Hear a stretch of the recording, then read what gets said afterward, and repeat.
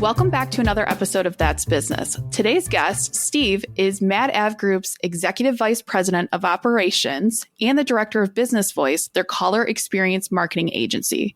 Prior to Steve's 15-year tenure at MadAveGroup, he spent over 6 years with Cintas in a variety of roles. Steve is an advocate for truth over harmony and promotes doing what you say you're going to do. Steve, thank you so much for being a guest on this today. I know it took a little bit of pulling teeth here, but how we doing? We're doing all right. How are you, Angela? I'm doing great. So for those of you that have followed along this journey that we were both in Goldman Sachs 10,000 Small Business project that we just finished up, which so thankful for, doing some drinks after this. But Steve, you are this creative and getting into MadAveGroup and this creative individual that you are. Growing up, did you always see yourself in a marketing or operations role, or what was your childhood like, if you feel comfortable sharing with us? Sure. No, I never in an operations role. It's just kind of where I landed. But I have always had an interest in marketing. My mother will tell you that I would literally run into the room when the commercials started to watch TV and then leave once the commercials were over. So I've always been very curious about how we can influence people's decision-making process. So the Super Bowl was like the best time of year with all their commercials for you? Oh, yeah, that was great. And it doesn't feel that way anymore. I think it's probably just because of all the content that's out there. But yeah, I still remember the Cindy Crawford Pepsi Super Bowl commercial from when I was like 14. That was a winner. That was a winner. What made it a winner? They released their new can. Picture it, two kids leaning on a fence. Up comes Cindy Crawford. She walks up to a Pepsi machine. They take you through her, pop her quarters in. She comes out, she cracks it open, she's drinking it. And then one boy says, "Whoa, would you look at that?" And the other one's like, "Yeah, what a great new can," or some version of that, basically. But that was a really good one. That's amazing. That's so interesting that you liked commercials even as a kid, because I feel like that's the time of like, oh, let's get up and get a snack or get something when commercials come on. But you were opposite. I'm a giant weirdo. Giant weirdo. Hey, it makes sense that you're in the career path you're in. So that's okay. I've had far weirder people on this podcast, I feel. So you're okay. So starting your career, you've spent at two companies and have had great tenure at both. But what did you decide when you went to Cintas? And then what kind of made you jump to MadAveGroup and, move through the rankings like you have? Well, I'm the first person in my immediate family and most of my extended family to go to school, college. Mm-hmm. So I went to Cintas really because they were hiring when I graduated. And it turned out to be a really good move. It's a really strong company, and their stock has done quite well in the 20 years since I started working there. But really, I had no idea. I actually went to school to be a radio DJ when I went to college. That's what I entered with the expectation of doing. And then within the first semester, I found out how much the typical radio DJ made. And I said, well, it doesn't make any sense to be paying this money to go to school to make that kind of money when I get out. So I said, well, what else? Where do you make a lot of money? Business. Okay, I like advertising. So I went switched over to a business major with a marketing specialization. Ended up at Cintas, and then in early 2009, like a lot of people, I was no longer employed and managed to come in here at an entry-level sales role. And I've worked my way up over the last 15 years with help from a lot of people, and now have an ownership stake, and we're doing awesome things here. You really are. And for those listening, getting to know Steve over the last, 14, 15 weeks that we spent together, you're very different from other marketing agencies because you have different business sectors. And I want you to talk about this because things I never thought about, and you're going to give me all 6 because I'm going to butcher it, but scent marketing, audio marketing, what the heck is that? Because it was like mind blowing when I learned this about you. So one of the great things about MadAveGroup is actually our unique structure. That's a big differentiator. A lot of folks will work with an agency of record, let's say. And that's great for them because they have a single account team. If I'm a chief marketing officer or anybody on that team, I have one agency I work with, so I only have this one account team that handles all my needs. The downside is with an agency of record, they're probably good at a handful of things, 1, 2, 3 things. But typically for specialty stuff, they have to partner with other agencies and go outside. And because you as the client don't have direct relationship with some of these subcontracted agencies, you don't have a lot of control over things like cost. And there's things that your agency doing even their very best can't control. So you don't always get expertise or the types of results you want. Other folks, instead of having an agency of record, they say, no, I want to work with folks that are really good in the channels that I want to approach. So they might have a digital agency. They might have a branding agency. They may have a PR agency. So they have 3 or 4 different agencies they work with because they get those experts. The downside for that client, though, is that they have to manage 4 different agency relationships. And those different agencies aren't necessarily aware of or considering what's going on at the other agencies when they're doing their work. And we saw this need in the market as a lot of our customers who came to us, we've been around since '89, and we started out really only doing one thing. And customers were coming to us and saying, hey, you do this really well. Can you help us with this? And we would have to then go find the teams, which is what we did to educate ourselves and have the staff to help those customers. So kind of tying it all together, what we realized was we could create a structure that's the best fit for clients. It gives them the convenience of having a single account team and the confidence of working with multiple expert agencies that are aware the left hand knows what the right hand's doing. So we've built 6 agencies up under unified ownership at the MadAveGroup. And you mentioned a couple of them. So just to kind of run through them fairly quickly from 1,000 feet. You mentioned our sensory marketing agency. That's SensoryMax. And what SensoryMax does is it helps clients that have that part of their customer mix is someone coming through their front doors of a brick and mortar. And it really says, okay, what's that customer experience like when they come through the front door? And how do I leverage opportunities to make an impact on those clients? And SensoryMax provides things like in-store branded television channels, on-site branded radio stations. And then I think you hinted on a big part of what they do is aroma marketing, which in the same way that a logo is meant to be a visual representation of your brand, what we do is create an olfactory representation of your brand and provide you with a branded scent. That's SensoryMax. I see you're making faces, but yeah. That's crazy. Yeah. And aroma marketing, believe it or not, is very big and it has been around for a long time overseas. And it's particularly in some markets where they have different cultural standards around hygiene and sanitation. In this market, while it is relatively new, I would say in the last 10 years, to be in certain areas, it's been here for a long time in places like casinos and hospitality.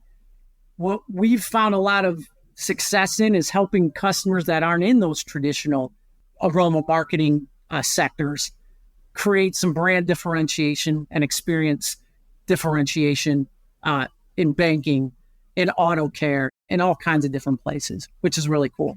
I guess that was more than 1,000 foot, but that's SensoryMax.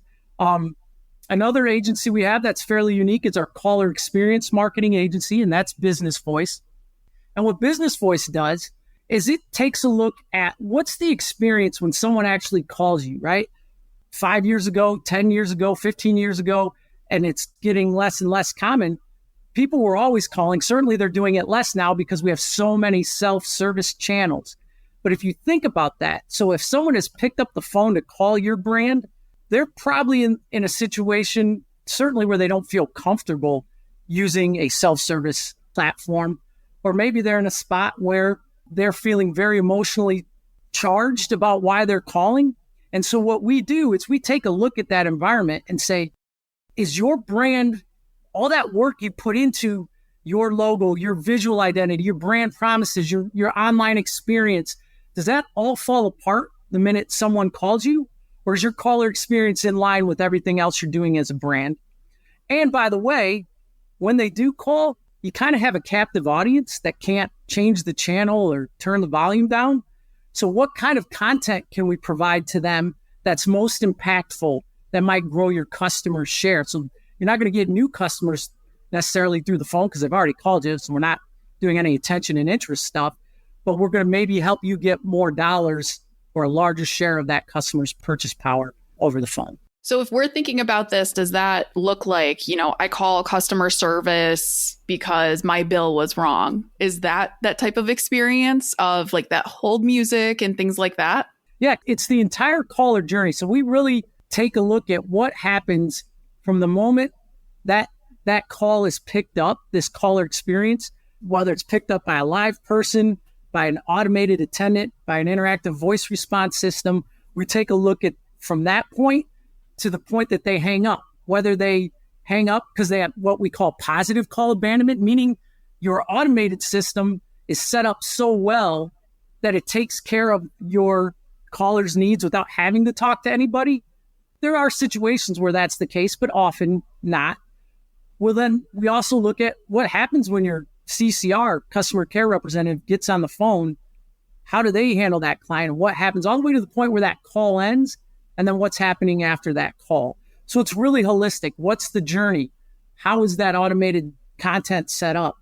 Are your CCRs providing assurances of help, or do your callers feel like they're just trying to get them off the phone as quickly as possible?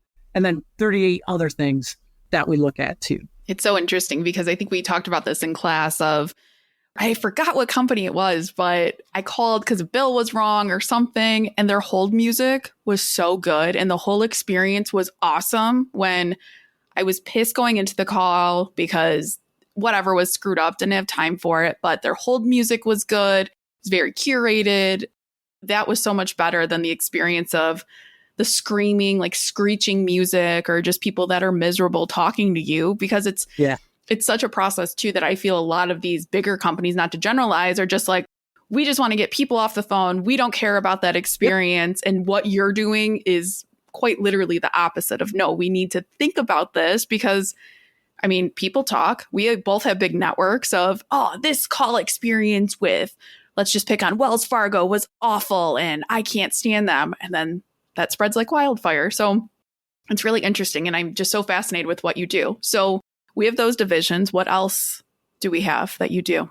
Yeah, those separate agencies, they're there. And I'm going to piggyback one other thing because you made me think of it. We're not out there telling clients, no, you're doing bad things by providing these self-service options. Try to make people call.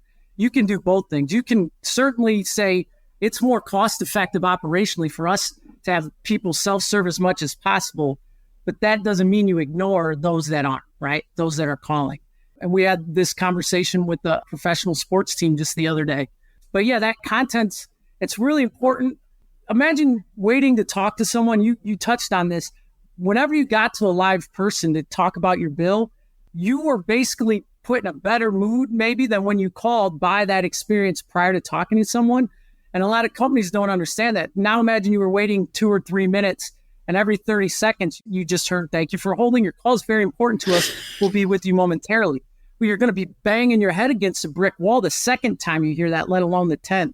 So yeah, we help customers and clients really look at that and how that experience would help them. Well, and it makes a difference because they mess with you where you think, I'm getting through, because it's, you hear the voice and then it's like you said, thank you for your call. It's very important to us. And I'm like, damn it. Like, I'm so over this. So now, obviously, a lot of companies can benefit from this, but are you working with larger companies like Lincoln, or what's kind of your client or customer base and the organizations that MadAveGroup helps? Yeah, I will tell you, depending on which agency, because again, these are individual agencies with their own leadership, staffs, P&Ls, the whole bit.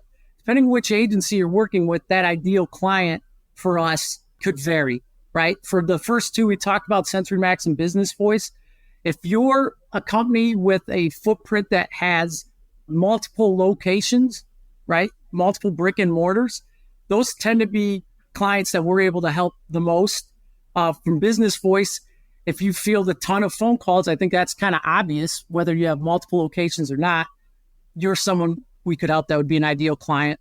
And then our other agencies, less dependent on those locations. So Touchstone Digital is our full on digital marketing strategy and fulfillment agency, not only the consulting and strategy part, but we actually will take on that work. And essentially anything that you can think of from a digital side, we do. And that is a ever-changing market is what's doable. I think, Angela, we were talking about the instructor that came in for the 10K SB program.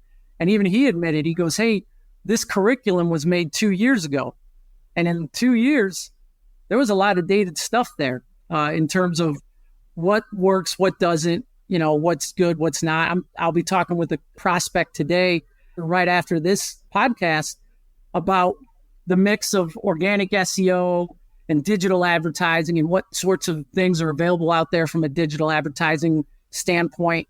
You can literally today, and this isn't even really that new, but you can go back in time. If you said, man, Steve, a huge group of potential clients for me were at this trade show in this one ballroom in Las Vegas, but I missed it.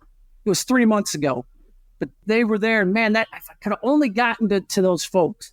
Well, literally, you can say, okay, 3 months ago, where was it? Draw a line around just that ballroom. And with big data partners, you can go back and get the device ID for everyone that was in that space 3 months ago. And then you can say, well, I want to serve ads to those people. And you could serve them to them on their device. But what's more, they can tell, big data can tell you what their home or work Wi-Fi networks they connect to most often is, and only show ads on those home or work Wi-Fi networks. So you can literally say, I know with reasonable certainty that 90% of the people that were in this ballroom are target customers of mine. You can show your ads just to those people. So the ad waste is very little. Now your cost per impression goes way up because it's so targeted. And there's all kinds of neat stuff like that we always like to talk to clients about.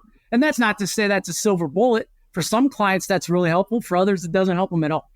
But those are some of the neat things. When I learned you could go back in time, I thought that was the coolest thing ever. That is cool. I guess I never really thought about that. Now, cost per impression, like you said, what does that mean to folks that maybe don't know? So typically, when you're dealing with Google or any sort of advertiser that is dealing in impressions, and this is typically going to be true for what you would call display. It could be paid social media, the advertisements you see on the side of your screen or whatever when you're checking your Gmail or your Hotmail accounts or whatever it might be. But there's a large network out there. That's usually a cost per impression. And typically you're paying X for every 1,000 impressions. And that cost, the more targeted you're able to make your advertising. So am I doing it geographically? Am I doing it by demographic or interest profiles that Google gives me or Facebook or Meta gives me? Generally, the more targeted, the higher your cost per impression. The less targeted, the cheaper your cost per impression. And then cost per click is on the other side of that spectrum where you're paying every time someone clicks on an ad. And that's generally the case for again, there's a lot of terminology out there that tends to be used different ways, but what we would call paid search, which is when you type something into Google, it's not about pictures, it's about the search results and being listed, up at the top typically is where you want to be, above the organic results, if that makes sense. It does. Yeah. And the key with any client, well, what's right for me, right? What should I be doing? Should I be engaged in this digitally or that? If anybody tells you, oh, I know exactly what you need. Oh, you're this type of business. Here's what you should do.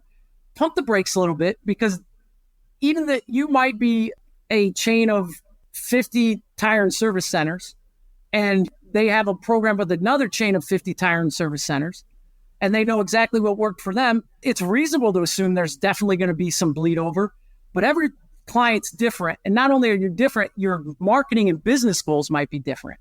So what might be the right mix of digital channels and approaches for this business, even though it looks a lot like you, could be very different. Certainly the content could be different. Calls to action could be different, just depending on who you are and what your goals are. So if anybody gives you a solution without asking you quite a few questions, pump the brakes a little bit. Pump the brakes. Yeah. Just say, that's interesting that they were able to give me a price without really finding out who I am and what my needs are. Well, and what's different too is I'm sure you could roll your eyes 5,000 times with this too, but so many other agencies are just like you said, here's the price and this is what it'll encompass, but it's not a one size fits all. And especially that you have so many companies underneath one that it's different agencies, but without the old school term of agency that has the bad rap of, not all clients the same. And you're taking such a unique approach that I just love. So something that's unique about you is you are this badass executive, but you also make time for your 3 kids you have and balancing that. That is one of the things that really stood out to me about you is that you're running 6 agencies, working on 7. How do you do this? And how does your week look? Like, do you sleep? Give us the secret sauce here. Well, that's really nice of you to say, Angela. I don't know that I'm doing anything spectacular in that realm. My kids, you may challenge you on how great of a dad I am, but that's, I guess, teenagers, right? Yes. One of the things is I'm fortunate to work here. We have a wonderful culture here. Our founder, I'm not the founder in case that wasn't clear. Our founder, Jerry, prioritizes this sense of well-being. He always says, and I remember it resonated with me right when I started, he goes, you're going to spend more time with these people here than you do with your family, right? Mm-hmm. And so I'm very fortunate to be in a place where, and not just me, but we allow all employees the flexibility to have that. If they have 3 kids and they need to leave at 4 one day, go, right? We're not chaining anybody to a desk. And we have a big philosophy here too around your role is to accomplish certain things, right? You have these metrics you're based on. We're not paying you to be in a certain place for a certain amount of hours. We're paying you to accomplish things. Now, typically, because like any business, we need to be smart with money. The things you need to accomplish are going to take you about 40 hours or more a week, depending on what your role is.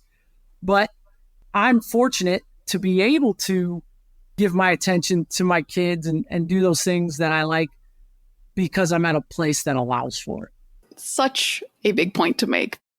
We survive a pandemic, we go through everything, and at the end of the day, you still got to make time for your family and everything like that, and just balancing the two because you got a lot on your plate. And I've got directors of 3 other agencies that would probably pin me up against the wall if I didn't just mention our other 3 agents really quick. Yes, talk about them. So I talked about SensorMax, BusinessVoice, and Touchstone Digital. We also have Design to Influence. And Design to Influence for us is what you could think of as when you think of like Mad Men and those traditional branding, advertising, and design agencies. That's Design to Influence. That fills that need for those folks that are looking, hey, I need somebody to develop a whole brand identity for me. Or people are not thinking about us the way we want them to. Help create content for me that can change perception or makes us look a certain way. And D2I or Design Influence does a great job with that. We also have Marketing Management, which is our outsourced marketing agency. So this is our newest agency, actually, although it's been around almost 10 years now. What Marketing Management does is says, hey, instead of hiring in-house a full-time marketing director for less than that, obviously, you can have a marketing manager, kind of fractional marketing manager for your business that just so happens to have access to all of our agencies in-house. So it's a win for us and a win for the client because they have resources there. But our clients that use marketing management, sometimes they have a need. That marketing manager looks and says, you know what, MadAveGroup's not the best fit. And they find resources other places. It doesn't happen often, but there's certain types of things, whether it's maybe PR or market research, that we don't have that dedicated agency in-house. So they find that for them. And then our last agency is a give back agency to the community, and that's the MadAv Collective. And what the MadAv Collective does, they specialize in marketing for nonprofits, small nonprofits, those that bring in less than $1 million a year in revenue. And what the collective does on both sides of kind of that give back sense is, one, they have a network of aspiring creatives, right? Typically young, they don't have to be, but young freelance creatives that we engage to do the work for that client, which helps keep the cost low. And then to make sure that client's getting, even though it's a small nonprofit, they want agency level work. Our C-level, so our chief creative officer, chief brand officer for D2I, myself, others actually just donate their time. So there's no charge for our insight to help that aspiring creative come up with a work product that's agency level for that nonprofit. So that's the MadAv Collective. Oh my gosh. This is incredible. Yep. I don't know how I didn't know that, but that's amazing. Well, it's sometimes hard to get a word in edgewise, Angela. So I know maybe if that was the case. I know, because I talk too much. Hey, you talk just as much as me, Steve. So thanks. I do. That's amazing. So as we wrap this up, Steve, you've been absolutely incredible. But what advice do you have for listeners? One of the things that, again, may sound self-serving because, we have our agencies here. I always tell folks when things start to slow down, and hopefully that doesn't happen with our economy anytime soon. But I will tell you, I started here right when things were going south, end of 2008, beginning of 2009. And it's funny, what you see is those folks that even when times get tough, they don't stop advertising or marketing. What happens is they essentially have a big runway and running start as things start to turn around versus those that, all right, things are getting tight. First thing to go is marketing, right? Because there's no immediate pain. In most cases, if you cut your marketing budget back or completely, with some exceptions for like e-commerce type business and things like that, you don't necessarily feel any immediate pain. My advice is find a way to keep reaching out to your audience, whether it's an existing audience, a new audience you're targeting, even when the economy makes it tough, dollars and cents wise, because the economy is going to turn around. And those folks that have kept communicating and kept reaching out and kept putting themselves out in front of that audience are going to be the ones they think of and eventually spend money with, right? As that economy turns around. That's amazing. So if you're listening to this, you want to work with Steve, you want to see all the greatness that he's doing. And I've been so nice to you during this podcast. Let it be shown that I have been so nice to you.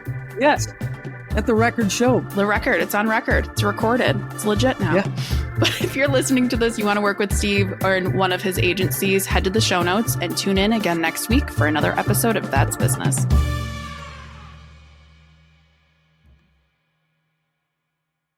If you're looking for a career change and you're not sure where to start, the Resume Rescue can help. Sure, there's no such thing as the perfect fit for everyone, but here at the Resume Rescue, we're on a mission to find the perfect solution for you. Whether it's changing careers, updating a resume, learning LinkedIn, or practicing interviewing, we have you covered. Find us online at theresumerescue.com and find all of our contact info in our show notes.